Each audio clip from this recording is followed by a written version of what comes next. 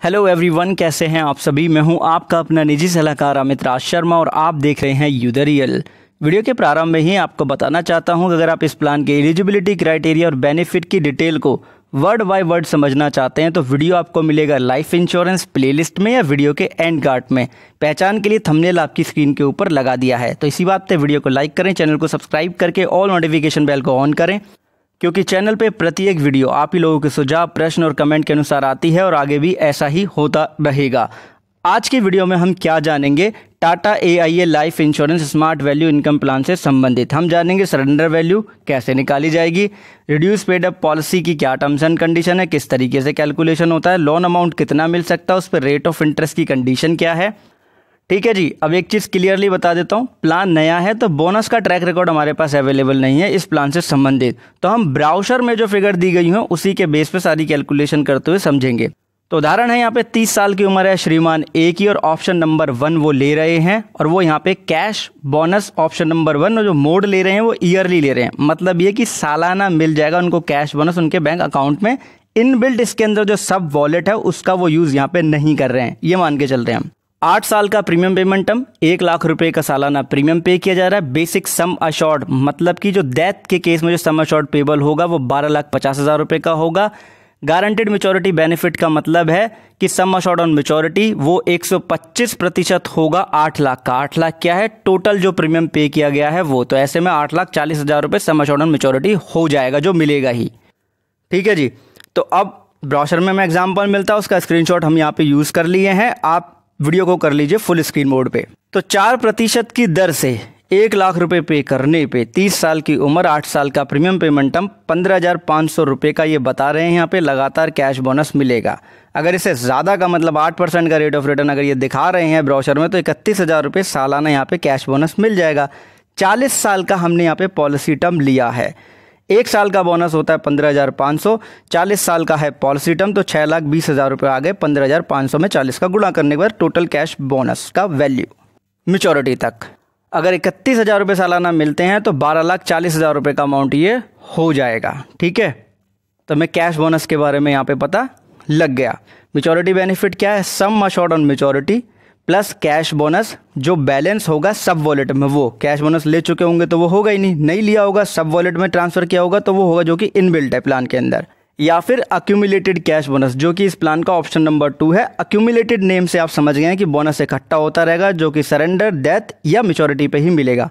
Terminal bonus add होकर के amount जो बनेगा मैच्योरिटी बेनिफिट मिल जाएगा। टर्मिनल बोनस फिक्स नहीं होता है। अब 4% की दर से जो ये रेट ऑफ रिटर्न दिखा रहे हैं ब्रोशर में, उसके माध्यम से बता रहे हैं कि इस एज और ये जो पॉलिसी में जो प्रीमियम पे करने का एग्जांपल लिया उसके अंदर 12,88,000 रुपये का मैच्योरिटी बेनिफिट मिल सकता है।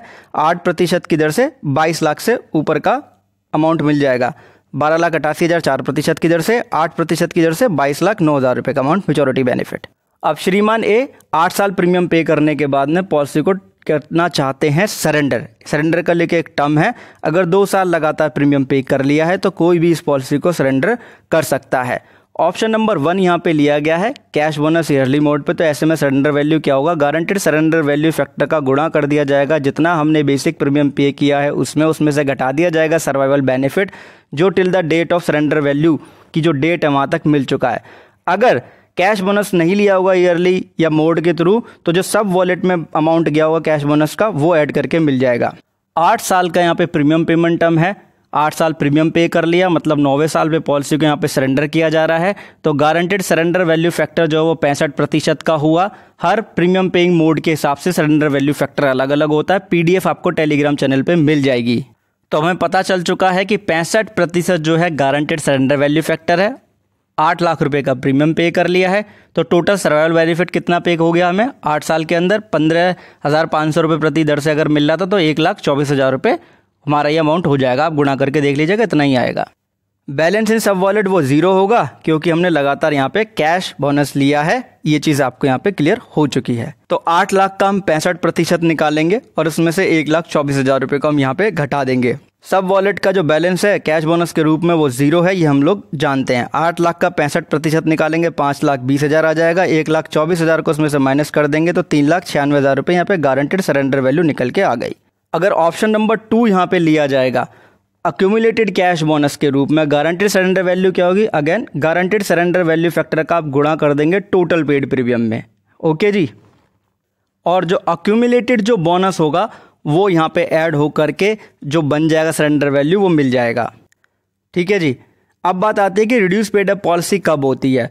अगर 2 साल प्रीमियम पे कर लिया किसी ने प्लान लेने के बाद और उसके बाद वो पॉलिसी को कंटिन्यू नहीं कर पा रहा है तो वो ऐसे में इंश्योरेंस कंपनी को इन्फॉर्म कर सकता है, पॉलिसी उसकी रिड्यूस पेड अप पॉलिसी में कन्वर्ट हो जाएगी। और ऐसे में जो मैच्योरिटी बेनिफिट होगा वो सम अश्योर्ड ऑन मैच्योरिटी का जो अमाउंट होगा उसमें रिड्यूस पेड अप पॉलिसी का जो फैक्टर है गुणा कर दिया जाएगा। अगर ऑप्शन नंबर 1 लिया होगा तो बैलेंस इन सब वॉलेट, अगर ऑप्शन नंबर 2 लिया होगा प्लान तो accumulated cash bonus plus terminal bonus अगर होगा तो ये रिड्यूस पेड अप पॉलिसी का मैच्योरिटी बेनिफिट मिल जाएगा पॉलिसी होल्डर को। अगर डेथ हो जाती है और policy reduce paid up policy बनती है तो जो सम अश्योर्ड ऑन जो डेथ का अमाउंट होगा उसमें गुणा कर दिया जाएगा reduce paid up policy factor का।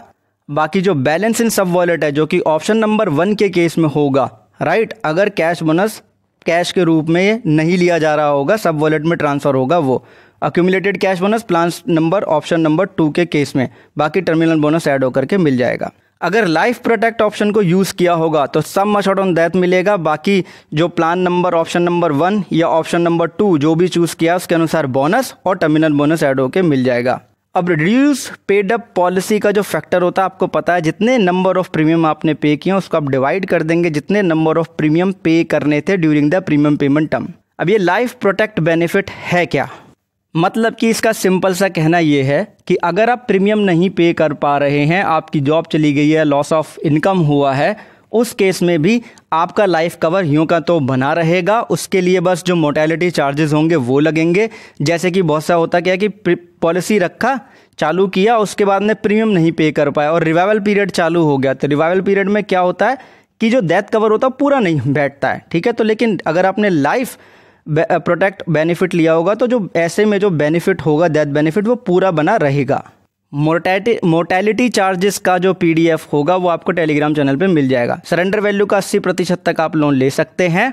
अगर फीमेल पॉलिसी होल्डर है और MSME है तो 6% का दर लगेगा ब्याज का। अगर नॉन फीमेल MSME है पॉलिसी होल्डर तो 6.5% का ब्याज दर लगेगा। और पॉलिसी होल्डर अगर MSME नहीं है तो 7% की दर से ब्याज दर लगेगा। ठीक है जी, बहुत बहुत धन्यवाद, आपने वीडियो एंड तक देखा। टेलीग्राम चैनल पे PDF जरूर